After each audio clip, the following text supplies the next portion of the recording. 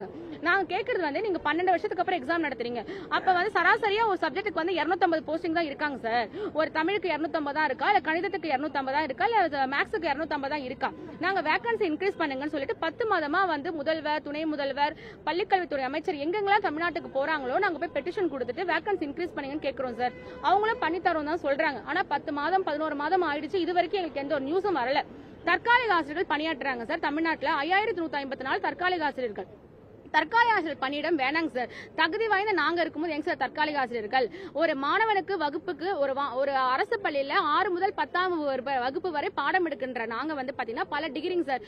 BSc முடிச்சுட்டு, BEd முடிச்சுட்டு, MSc, MEd, dead, அதுக்கப்புறம் நியமன தேர்வுக்கு முன்னாடி கட்டாய தமிழ் மொழி தகுதி தேர்வு எல்லா விதமான தேர்வுகளை எழுதி எல்லா தகுதியும் நிரூபிச்சதுக்கு அப்புறம் கூட நீங்க தற்காலிக ஆசிரியர்களை வந்து போடுறீங்க இல்லையா, அது ரொம்ப மன வருத்தத்தை ஏற்படுத்துது. ஏன்னா நீங்க 12 வருஷமா எக்ஸாம் நடத்தல, மாணவர் நலன் பாதுகாக்கப்படணும்னு நீங்க தற்காலிக ஆசிரியர் போட்டீங்க சார். இப்ப நாங்க எக்ஸாம் எழுதிட்டோம், எல்லாருமே நல்ல மார்க் எடுத்திருக்கோம், எல்லாருமே நல்ல குவாலிஃபிகேஷன் இருக்கும். அப்ப நீங்க 5154 தற்காலிக ஆசிரியர்கள் வந்து வேணாங்க சார். அவங்களை விட்டுட்டு எங்களுக்கு நிரந்தர ஆசிரியர்கள் நீங்க எங்களை போடுங்க தான் நாங்க கேட்கிறோம். அதுக்கும் எங்களுக்கு எந்த ஒரு பதிலும் வரலங்க சார். இன்னொன்னு வந்து 2 முப்பெரும் தலைவர்களை பத்தி நாங்க பேசணும் சார்.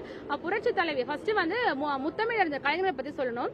முத்தமிழ் அறிஞர் கலைஞர் வந்து 2007 இருந்து 2010 அவரோட ஆட்சி காலத்துல 3 ஆண்டுகள்ல மட்டும் 20,000 போஸ்டிங் வந்து பட்டதாரி ஆசிரியர்கள் நிரப்பியிருக்காங்க.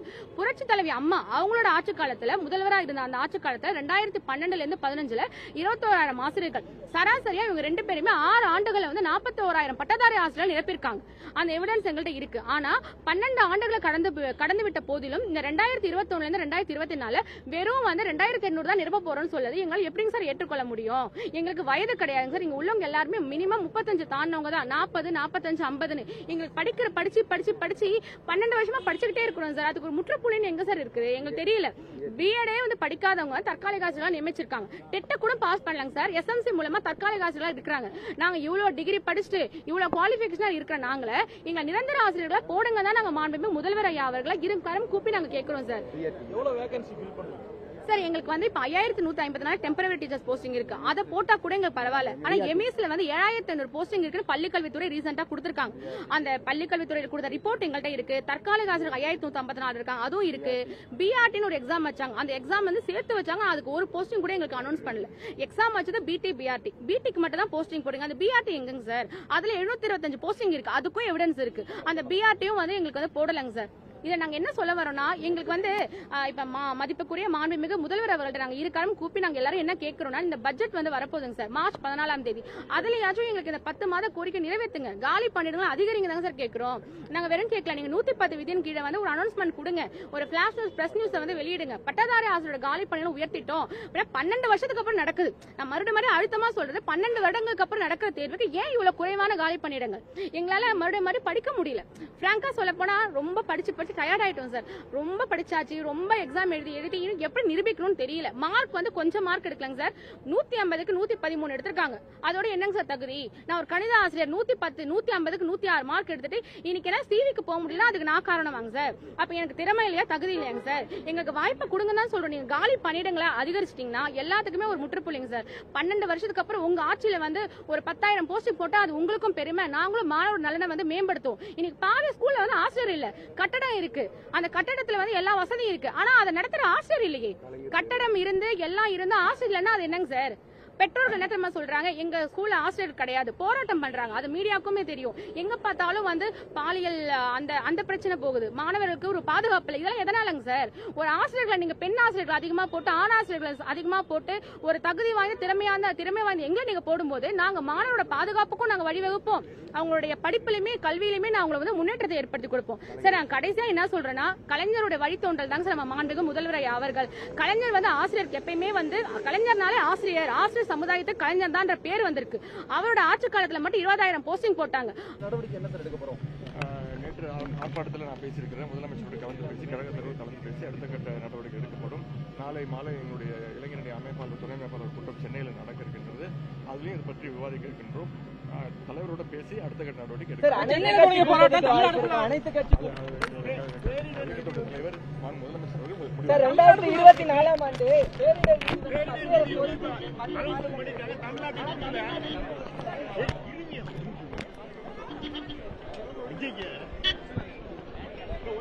SDRF ஃபண்ட்லேருந்து ரிலீஸ் பண்ணியிருக்கிறாங்க. கிட்டத்தட்ட 600 கோடி ரூபாயும் நம்ம கேட்டது கிட்டத்தட்ட 6600 கோடி ரூபாய் கேட்டோம். 9000 கோடி 990 கோடி 900 crores ஒதுக்கியிருந்தாங்க. மீண்டும் வலியுறுத்தி கேட்டிருக்கிறோம். தொடர்ந்து தமிழ்நாடு வஞ்சிக்கப்பட்டிருக்கிறது. தமிழ்நாட்டு மக்கள் இதை பார்த்துக்கிட்டு இருக்காங்க. தமிழ்நாடு முதலமைச்சர் ஆந்திரா ஒடிசாக்கு மட்டும் ஒதுக்கப்பட்டிருக்கிறது எப்படி பாக்குறீங்க சார்?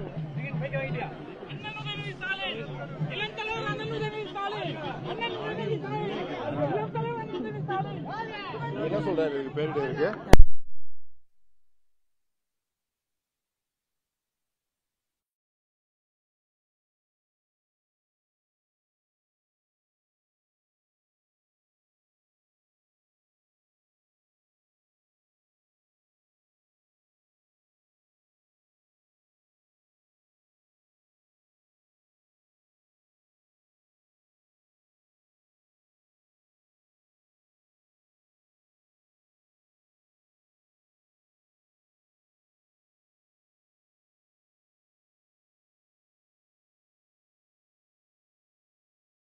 ரொம்ப சூழ்நிலையாலும் சரி, ரொம்ப பின்தங்கிய நிலையில இருக்கிறாங்க. இன்னைக்கு போதுமான ஆசிரியர்கள் இல்லாம அவங்களுடைய கல்வி தரமும் ஒரு கேள்விக்குறியான நிலையில தான் இருக்கு. ஸோ இதை நீங்க முக்கியமான காரணமா கருத்தில் கொண்டு முதல்வர் ஐயா அவர்கள் காலி பணியிடங்கள், பட்டதாரி ஆசிரியர் காலி பணியிடங்களை அதிகரிக்க நாங்க ரொம்ப தாழ்மையோட வேண்டிக்கிறோம். அதே போல ஒன்றிய அரசு மும்மொழி கொள்கையை திணிக்கிறாங்க அப்படின்னாலும் இப்போ முதல்வர் ஐயா நீங்க நினைச்சீங்கன்னா மற்ற திட்டங்களை எப்படி நீங்க பூர்த்தி செய்யறீங்களோ அதே போல கல்வி ரொம்பவும் அடிப்படையான ஒண்ணு. எப்படி தண்ணி இல்லாம நம்மளால வாழ முடியாதோ அதே போல கல்வி தரம் குறைவாயிடுச்சுன்னா நம்மளுடைய தமிழ்நாட்டுடைய வளர்ச்சி ரொம்பவும் கேள்விக்குறிய ஆயிடும். ஸோ மாண்புமிகு முதல்வர் ஐயா இந்த கருத்தை இந்த கோரிக்கையை கருத்துல கொண்டு பட்டதாரி ஆசிரியர்களின் கோரிக்கை நிறைவேற்றணும். இப்ப நம்ம கல்வி அமைச்சர் நம்ம பள்ளிக்கூடத்துல ஆய்வகங்களும் கட்டிட வசதிகளும் மேம்படுத்துறாரு. அதே போல மாணவர்களுடைய கற்றல் திறன் அதிகரிக்கணும்னா ஆசிரியர்களின் பற்றாக்குறை, அதாவது காலி பணியிடங்களை பூர்த்தி செய்யணும்னு நான் தாழ்மையோடு கேட்டுக்கிறேன். நன்றி.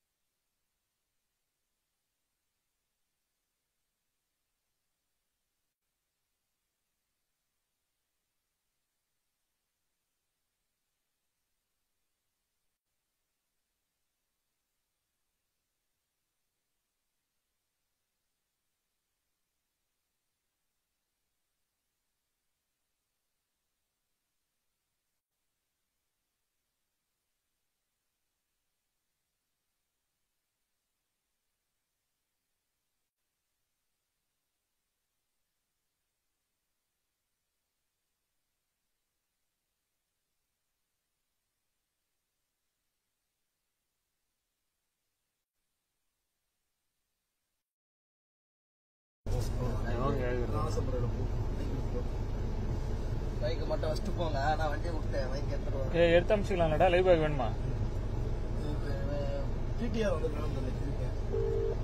வராரா? போயிட்டு இருப்பாரு. லைவ் பேக் எடுத்துக்கலாமா? அப்படி மது பேசுறேன். 3 கட் பண்ணிக்கலாம். 8.